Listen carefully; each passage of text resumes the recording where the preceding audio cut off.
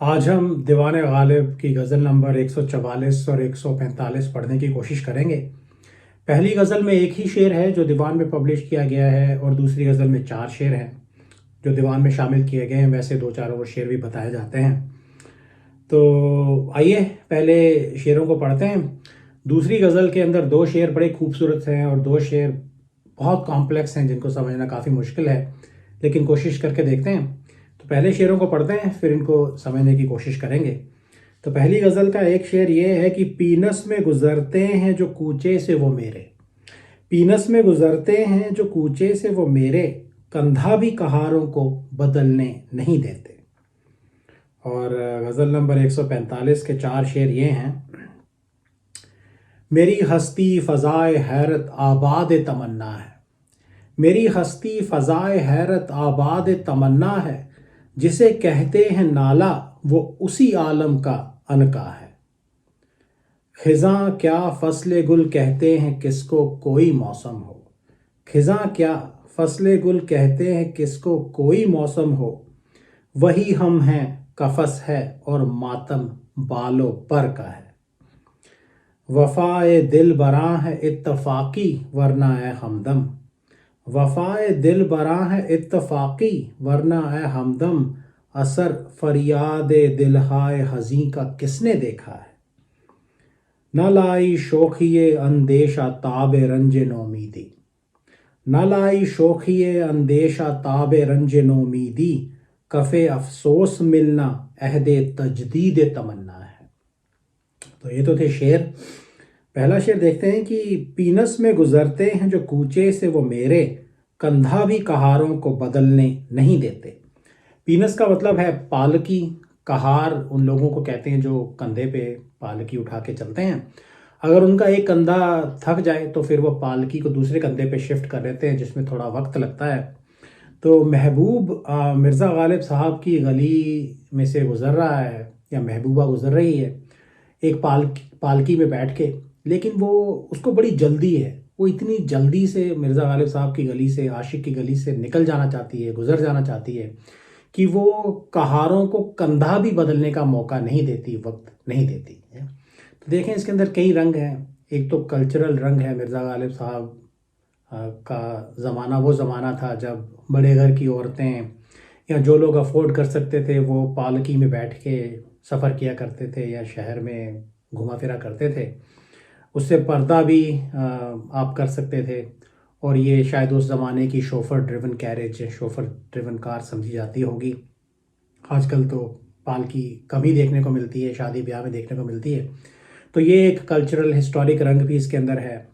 इसके अंदर एक ताने की टोन भी हो सकती है, कि आशिक महबूब को ताना मार रहा है कि देख किस कदर तेरे को जल्दी है, किस कदर तू हमसे नफरत करती है कि मेरी गली में एक पल भी नहीं ठहरती, जल्दी से यहाँ से गुजर जाती है। दुख की टोन भी हो सकती है कि देखें हमारी बदकिस्मती, महबूब एक पल के लिए भी यहाँ नहीं ठहरता, हमें दीदार का मौका नहीं देता, या महबूबा ऐसा नहीं करती। और एक अम्यूज़मेंट या मजाक की टोन भी हो सकती है कि अगर आपने किसी शख्स को देख लिया है जो आप को अवॉइड करना चाहता है, आपसे आंख चुरा के आपकी गली से फटाफट गुजर जाना चाहता है, लेकिन आपने उसको पकड़ लिया है तो उसकी इस हरकत पे आपको हंसी आ रही है, ये एक टोन भी इसके अंदर हो सकती है। अब महबूबा क्यों इतनी जल्दी से वहाँ से निकल के जाना चाहती है, ये उसका जुल्म सितम ढाने का अंदाज़ हो सकता है। वो एक पल के लिए वहाँ रुक के आशिक को मौका नहीं देना चाहती कि वो उसका दीदार कर सके। यहाँ उसको सच सच में ही मिर्ज़ा गालिब साहब की आशिक की गली से नफ़रत है। और आशिक का रुतबा इश्क में बहुत नीचा होता है, महबूब और महबूबा का रुतबा बहुत ऊंचा होता है। तो उसको अपने स्टेटस की परवाह है। उसको लगता है अगर मैं आशिक से बातचीत करूँगी, उसकी गली में ठहरूंगी तो मेरा स्टेटस जो है वो नीचे गिर जाएगा या नीचा हो जाएगा, इसकी उसको परवाह है। दुनिया में बदनामी की परवाह भी उसको हो सकती है। दुनिया के ताने भी शायद उसको सुनने पड़ें अगर वो आशिक से बातचीत करे। शर्म से आंख चुरा के निकल जाने का या अवॉइड करने का रंग भी इसके अंदर हो सकता है। और आप सोच के देखें कि अगर वो गालिब साहब के कूचे से इतनी नफ़रत करती है तो वो वहाँ पे आई क्यों। शायद ये उसकी मजबूरी है। जहाँ वो जाना चाहती है वहाँ का रास्ता गालिब साहब के कूचे से, उनकी गली से ही होके जाता है। तो वहाँ से गुज़रना, उनकी गली से गुज़रना महबूबा की मजबूरी है। ये रंग भी एक इसके अंदर है। हो सकता है वो रकीब की गली पे जाना चाहती हो, रकीब को मिलने जाना चाहती हो, इस वजह से गालिब साहब को अवॉइड करना चाहती है, लेकिन उसकी मजबूरी है कि उसको गालिब साहब की गली से गुजरना पड़ता है और वो बड़ी तेज़ी से वहाँ से गुजर जाना चाहती है। अब जैसे मैंने कहा, इसके अंदर एक दुख का रंग हो सकता है, आशिक की बदकिस्मती है। महबूबा इस कदर ज़ालिम है कि एक पल के लिए भी उसके सामने नहीं ठहरती, उससे मिलती नहीं, उसकी गली में भी ठहरना उसको मंजूर नहीं। उसको ताना देने की टोन भी हो सकती है और शायद उसका मजाक उड़ाने की टोन भी हो सकती है कि देखो क्या जल्दी इसको मची है कि यहाँ से फटाफट ये दौड़ के जाना चाहती है। ऐसा भी मैंने पढ़ा कि ये शेर मिर्ज़ा गालिब साहब ने अपने किसी दोस्त शायद मोमिन साहब के बारे में लिखा है, या यू नो उनको ताना देने के लिए शेर कहा गया है कि भाई तुम हमारी गली में आते तो हो लेकिन फटाफट यहाँ से चले जाते हो, या तुम अपने आप को बड़ा इंसान समझते हो, कहाँ मुझ जैसे नाचीज़ को दर्शन तुम देते हो। या तो ये रंग भी एक इसके अंदर है। तो कहते हैं कि पीनस में गुजरते हैं जो कूचे से वो मेरे, पीनस में गुजरते हैं जो कूचे से वो मेरे, कंधा भी कहारों को बदलने नहीं देते। अब गज़ल नंबर 145 में 4 शेर हैं। मेरे ख्याल से मैं दूसरे और तीसरे शेर को पहले पढ़ता हूँ, क्योंकि जो पहला और चौथा शेर है वो इतने कॉम्प्लेक्स हैं कि उनको समझना बहुत मुश्किल है, शायद नामुमकिन है। तो जिन शेरों को हम समझ सकते हैं और वो बड़े खूबसूरत शेर भी हैं, उनको पहले पढ़ते हैं। तो दूसरा शेर यह है कि खिज़ां क्या फसले गुल कहते हैं किसको कोई मौसम हो, वही हम हैं कफस है और मातम बालों पर का है। बड़ा खूबसूरत दुख से भरा शेर है। खिज़ां कहते हैं पतझड़ को, जिसको एक उदास मौसम समझा जाता है बहार के कंपैरिजन में। फसले गुल, गुलाबों की फसल के दिन, फूलों की फसल के दिन, बहार के दिन। कफस कहते हैं पिंजरे को या जेल को। मातम दुख का रोना, शोक मनाना। बालों पर किसी परिंदे के पंख और उसके फेदर्स, या तो पंख जिनसे कि वो उड़ता है। खिज़ां क्या फसले गुल कहते हैं किसको कोई मौसम हो। तो कहते हैं कि खिज़ां क्या है मुझे नहीं पता, फसले गुल किसको कहते हैं कोई भी मौसम हो, मेरे नसीब में ये है कि वही हम हैं कफस है और मातम बालों पर का है। तो देखिए बड़ी खूबसूरती से उन्होंने अपने दुख को, अपनी बदनसीबी को, अपनी लाचारी को बयान किया है। एक परिंदे की इमेजरी को इस्तेमाल किया गया है जिसके बालों पर कट चुके हैं शायद, और उसको एक कफस में, एक पिंजरे में बंद कर दिया गया है। तो कहते हैं कि कोई मौसम हो, हमारे लिए दुख का ही मौसम होता है। क्या फ़र्क पड़ता है मुझे कि बहार हो गुलशन में या दुनिया में या खिज़ां हो, हम तो कफस में बंद हैं और मेरा नसीब ये है कि मैं हमेशा बालों पर का मातम इस कफस में बैठ के करता रहता हूँ। तो यही मेरा नसीब है, बाहर खुशी मनाई जा रही हो, फसलें गुल आई हो, बहार आई हो या खिज़ां हो, मेरे लिए हमेशा दुख का मौसम ही रहता है। मातम क्यों है, शायद उसके बालों पर काट दिए गए हैं, वो उड़ नहीं सकता। उन दिनों को याद करता है जब वो आज़ाद परिंदा था और उड़ सकता था, अपने महबूब का दीदार कर सकता था, फसलें गुल को देख सकता था। तो और इसी वजह से वो अब कफस में बैठ के बालों पर का मातम करता है। वैसे भी कफस में है, उड़ नहीं सकता, बाहर आए भी तो उसके किस काम की, वो तो गुलशन से दूर पिंजरे में कैद है, बाहर का मज़ा वो नहीं ले सकता। तो ये सारे दुख और ये सारे रंग इस छोटे से शेर में हैं। कहते हैं कि खिज़ां क्या फसले गुल कहते हैं किसको कोई मौसम हो, कोई भी मौसम हो, मेरे नसीब में तो यही है, वही हम हैं कफस है और मातम बालों पर का है। और तीसरा शेर देखें, ये बड़ा खूबसूरत शेर है। कहते हैं वफ़ाए दिल बरा है इत्तफ़ाक़ी वरना ए हमदम, वफ़ाए दिल बरा है इत्तफ़ाक़ी वरना ए हमदम, असर फरियाद दिल हाय हज़ीं का किसने देखा है। वफ़ाए दिल बरा का मतलब है दिल चुरा लेने वाले खूबसूरत महबूब की वफ़ा। इत्तफाकी जो कोई चीज़, जो कोई बात इत्तफाक से हो जाए, बाई चांस हो जाए, या जानबूझ के प्लान करके जिसको ना किया गया हो। दिल हाय हज़ी का मतलब है दुखी दिल।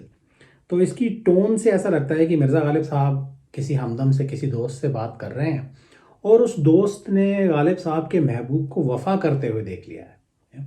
तो उसको लगता है कि महबूब वफ़ा करता है या महबूब वफ़ा कर सकता है। लेकिन गालिब साहब जो हैं उसको कह रहे हैं कि नहीं नहीं भाई, ऐसा नहीं होता।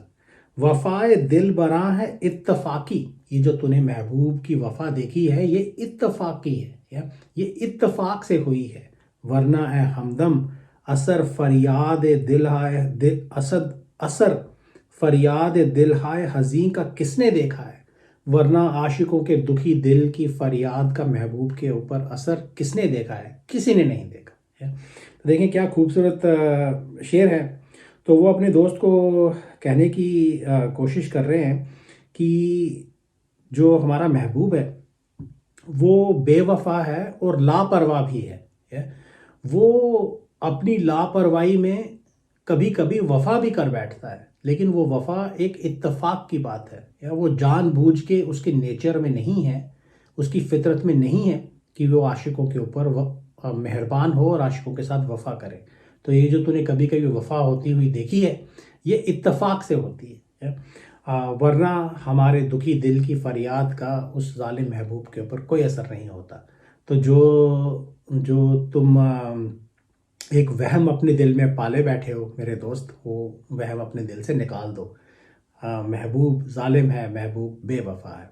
अब जो इत्तफाकन वफा हुई है उसके अंदर एक रंग ये भी है कि महबूब बाय चांस गलती से वफा कभी कभी कर बैठता है और उससे आशिकों के दिलों में और उम्मीद पैदा हो जाती है और वो वफा फिर दोबारा नहीं करता। तो महबूब आशिकों के लिए एक और दुख की ही सूरत पैदा कर देता है जब वो कभी कभी इत्तफाकन वफा कर बैठता है। ये रंग भी इसके अंदर है। ओवरऑल जस्ट ये है कि महबूब बेवफा है, उस पर आशिकों के दुखी दिल की फरियाद का कोई असर नहीं होता, और अगर कभी वो मेहरबान हो भी जाए, वफा कर भी बैठे, तो वो सिर्फ एक इत्तफाक है। वो कभी जानबूझ के किसी के ऊपर वफा नहीं करेगा। कभी कभी ऐसे ही बाय चांस वो वफादार हो जाता है, ये गलती है उसकी। वो भूल जाता है कि वो जालिम है, या वो इतना लापरवाह है कि अपनी लापरवाही में कभी कभी वो वफादार भी हो जाता है। तो कहते हैं कि वफाए दिल बरा है इत्तफाकी, वरना है हमदम असर फरियाद दिल हाय हज़ी का किसने देखा है।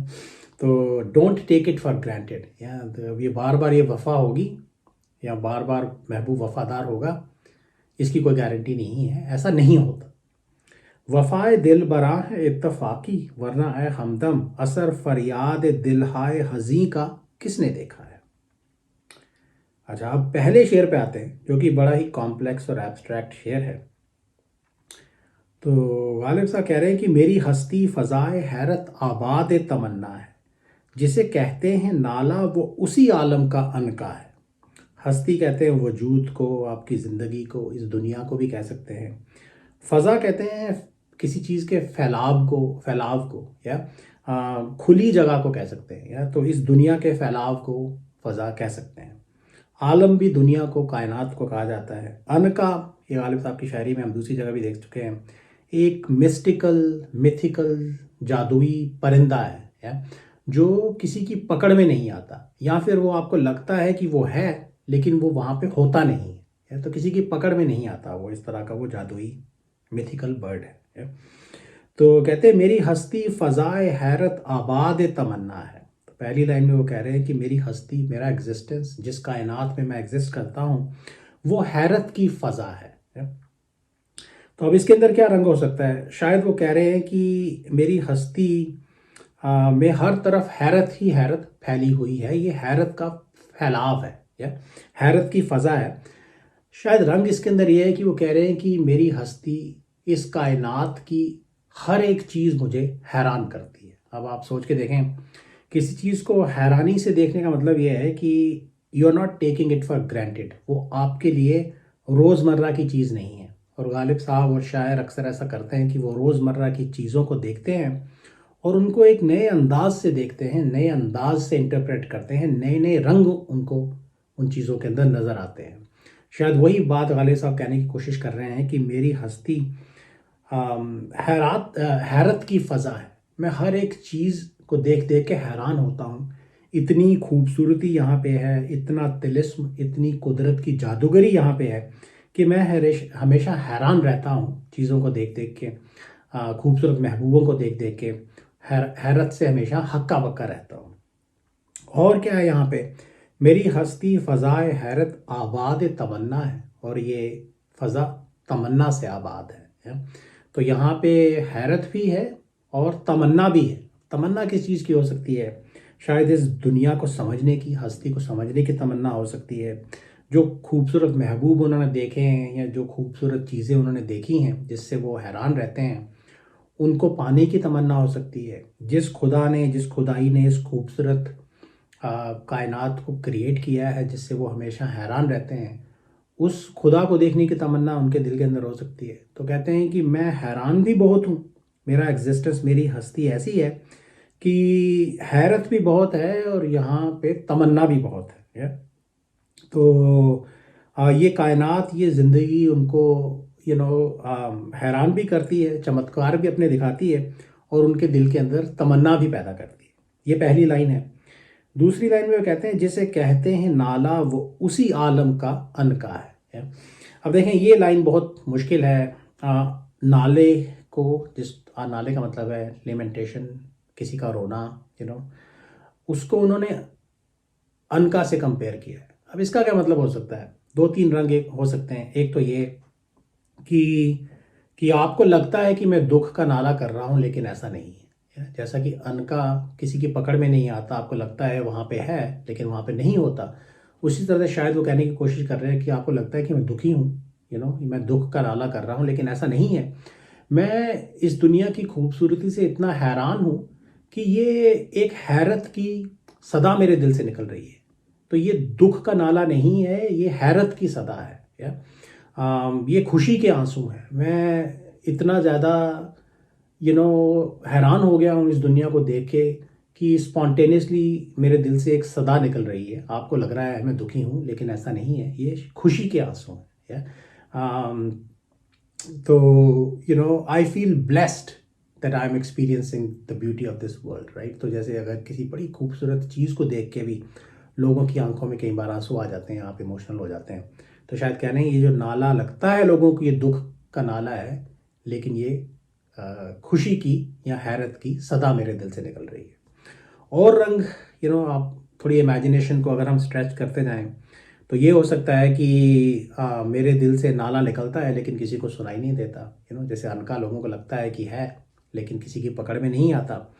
तो महबूब को या इस दुनिया को मेरा नाला सुनाई नहीं देता। या क्योंकि सुनने की कैपेसिटी उनके अंदर नहीं है। या और ये भी हो सकता है कि मैं नाला करना तो चाहता हूँ, मेरे अंदर जो जज्बात पैदा हो रहे हैं इस दुनिया को देख के, उनको मैं एक्सप्रेस तो करना चाहता हूँ लेकिन मैं खुद ही नाला नहीं कर पा रहा। मैं अपने जज्बातों को नाले में एक्सप्रेस नहीं कर पा रहा। या तो नाला मेरे खुद की पकड़ में ही नहीं आ रहा, जिस तरह अनका किसी की पकड़ में नहीं आता। या तो या फिर ये जादुई दुनिया है, इसके नाले भी ऐसे हैं कि निकल भी जाते हैं लेकिन किसी को पता भी नहीं चलता कि आप नाले कर रहे हैं।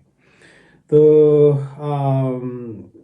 ओवरऑल दूसरी लाइन आई थिंक शायद वो कहने की कोशिश कर रहे हैं कि मेरे नाले जो हैं वो लगते हैं कि दुख के नाले हैं लेकिन ये दुख नहीं है, ये खुशी के आंसू हैं। मैं अपनी खुशी का और हैरत का यहाँ पे इजहार कर रहा हूँ, उसको एक्सप्रेस करने की कोशिश कर रहा हूँ। तो ये कुछ रंग इसके अंदर नज़र आते हैं। मैंने और लोगों की भी एक्सप्लेनेशन पढ़ी, कोई भी कंप्लीटली सेटिस्फैक्ट्री नहीं थी। तो कहते हैं कि मेरी हस्ती फ़ज़ाए हैरत आबाद तमन्ना है। जो फ़ज़ाए हैरत है, आई थिंक वो शायद एक रंग है जिसको हम समझ सकते हैं कि वो इस पूरी दुनिया से, अपनी हस्ती से हैरान रहते हैं और उनके दिल के अंदर बहुत सारी तमन्ना भी है। मेरी हस्ती फ़ज़ाए हैरत आबाद तमन्ना है, जिसे कहते हैं नाला वो उसी आलम का अनका है। और चौथा शेर इसी तरह का बड़ा कॉम्प्लेक्स शेर है कहते हैं कि वफाए नहीं, ये तो पढ़ चुके। चौथा शेर है, न लाई शोखिए अंदेशा ताबे रंज नौमीदी, न लाई शोखिए अंदेशा ताबे रंज नौमीदी, कफ़े अफसोस मिलना अहदे तजदीद तमन्ना है। रेख्ता.org कहती है कि दूसरी लाइन में लफ्ज़ मिलना है, दूसरे सोर्सेज कहते हैं कि वो लफ्ज़ मलना है। मुझे लगता है मलना मेक्स मोर सेंस। तो कफ़े अफसोस मलना अहदे तजदीद तमन्ना है। हर एक लफ्ज़ पे यहाँ पे डिक्शनरी खोलनी पड़ती है। शोखी का मतलब है शरारत, अंदेशा ख्याल को कहते हैं, किसी तरह के शक या डाउट को भी कह सकते हैं ये, लेकिन यहाँ पे शायद ख्याल की सेंस में इसको इस्तेमाल किया गया है। ताब कहते हैं ताकत को, सहने की ताकत को, एंड्योरेंस कह सकते हैं, स्ट्रेंथ कह सकते हैं। रंज कहेंगे दुख को, नौमीदी नाउमीदी, डिस्पेयर। ताब रंज नौमीदी का मतलब है कि नाउमीदी के दुख को सहने की ताकत, या। और कफ कहते हैं हाथ को, झाग को भी कहा जाता है, शर्ट की स्लीव को भी कहा जाता है, लेकिन यहाँ हाथ के लिए इस्तेमाल किया गया है। कफ़े कफ़े अफसोस मलना, अफसोस के हाथ को मोड़ना, टू ट्विस्ट समबडीज आर्म और ट्विस्ट समबडीज हैंड, या किसी चीज़ कुछ करने के लिए आप उसका हाथ मोड़ के मजबूर कर रहे हैं या उसको नज कर रहे हैं। अहद कहते हैं वक्त को, दौर को, वादे के लिए भी कहा जाता है, ये लफ्ज़ इस्तेमाल किया जाता है। तजदीद का मतलब है किसी चीज़ को फिर से नया करना, जगाना, किसी चीज़ को रिन्यू करना। अहद तजदीद तमन्ना का मतलब फिर निकलेगा कि तमन्ना को नया करने का, जगाने का वादा या वक्त, या। तो शेर है कि न लाई शोखिए अंदेशा ताबे रंज नौमीदी, कफ़े अफसोस मलना अहद तजदीद तमन्ना है, या? तो इसके अंदर देखें दो तीन रंग मैं समझ सका। पहली लाइन अगर कॉज है और दूसरी लाइन इफ़ेक्ट है, तो इसका मतलब ये हो सकता है कि मेरे ख्यालों की शोखी शरारत मेरे अंदर इतनी ताकत नहीं पैदा कर सकी कि मैं नाउमीदी के दुख को, रंज नाउमीदी को सह सकूं। तो शायद मतलब यह है कि नाउमीदी का दुख बहुत गहरा है, मेरे ख्याल उस दुख को सहन नहीं कर पाए, या मेरे ख्याल मेरे अंदर इतनी ताकत नहीं पैदा कर सके कि मैं नाउमीदी के दुख को सह सकूं। तो शायद उन्होंने सोचा है कि ख्यालों की कोई तरकीब लगा के, अपने दिमाग को इस्तेमाल करके, किसी तरह से अपने दिमाग की शोखी को, शरारत को इस्तेमाल करके, किसी तरह की ट्रिक लगा के वो नाउमीदी के गम से बाहर निकल जाएंगे, लेकिन ऐसा नहीं हुआ। या तो अपना दिमाग लगा के, अपने ख्यालों की शोखी लगा के वो नाउमीदी के दुख से बाहर नहीं निकल पाए, इतनी ताकत ख्याल उनके अंदर पैदा नहीं कर पाए कि वो नाउमीदी के दुख को सह सके, या इतना गहरा नाउमीदी का दुख है। तो ये है पहली लाइन। दूसरी लाइन में शायद वो कह रहे हैं कि लेकिन मैंने कोशिश करना नहीं छोड़ा है, तो मेरे ख्यालों ने इस दुख से बाहर निकलने की कोशिश अभी तक नहीं छोड़ी, और वो अफसोस का हाथ मरोड़ रहे हैं, या। तो उसका मतलब शायद ये है कि अफसोस के हाथ को मोड़ने का मतलब है कि तमन्ना को फिर से, वो कह रहे हैं दूसरी लाइन में कि कफ़े अफसोस मलना अहदे तजदीद तमन्ना है, कि अफसोस का हाथ मोड़ने का मतलब ये है कि तमन्ना को फिर से जगाने का वक्त आ गया है, या अफसोस का हाथ मोड़ना तमन्ना को फिर से जगाने का वादा है, या? अच्छा, तो दिल के अंदर नाउमीदी का दुख है, नाउमीदी की वजह से तमन्ना भी ख़त्म हो गई है। तो वो शायद कह रहे हैं कि नाउमीदी का दुख बहुत ज़्यादा है, ख्यालों की शोखी दिल में उस दुख को सहन करने की ताकत पैदा नहीं कर पाई, लेकिन ख्याल और दिलो दिमाग अभी उस दुख से हारे नहीं हैं, और वो अफसोस का रुख मोड़ने की कोशिश कर रहे हैं कि अफसोस को उम्मीद या तमन्ना की तरफ ले जाया जाए, या? और ताकि वो दिल में से नाउमीदी और नाउमीदी के गम को मिटा सकें और दिल के अंदर तमन्ना फिर से एक बार पैदा कर सकें, या?